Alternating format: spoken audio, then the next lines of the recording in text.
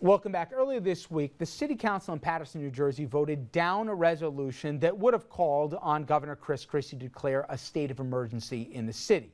Now, it didn't compel the governor to do anything, but it would have been more than a little symbolic about just how bad things have gotten there.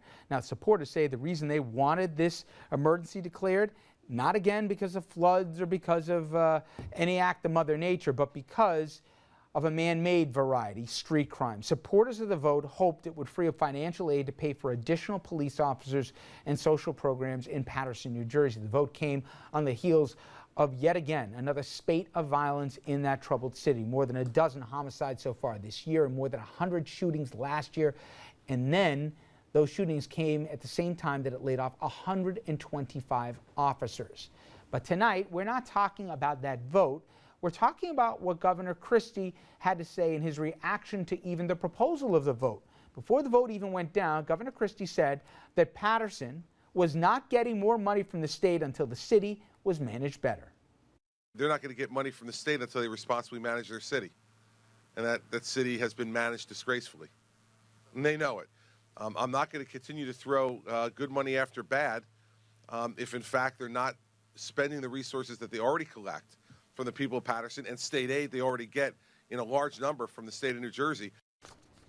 Now, to sum it up, the mayor of Paterson and the city of Paterson has been managed terribly. So I'm not even going to take issue with what the governor said. In fact, Mayor Jones, who we interviewed here, he had to answer a question. I said, exactly, how did you get overtime as a mayor?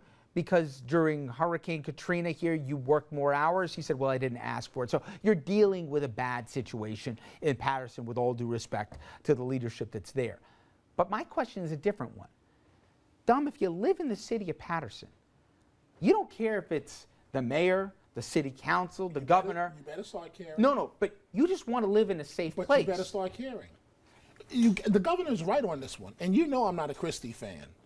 You can't keep putting good money after bad.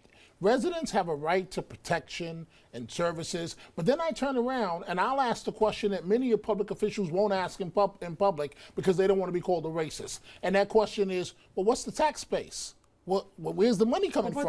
You just answered my question. So you're saying in Short Hills, okay, where they got a terrific property tax base, time out, versus a place that doesn't, you should expect two different, not only expectations of safety, but you should expect per capita a lot fewer cops if you live in a poor area than a rich one. Richard, newsflash. Look at any community of color in America. I thought you were going to go another place in this line. I knew you were taking and then compare it to another community. Normally, it's the railroad that separates the communities. What I'm saying is brutal, but what I'm saying is also true.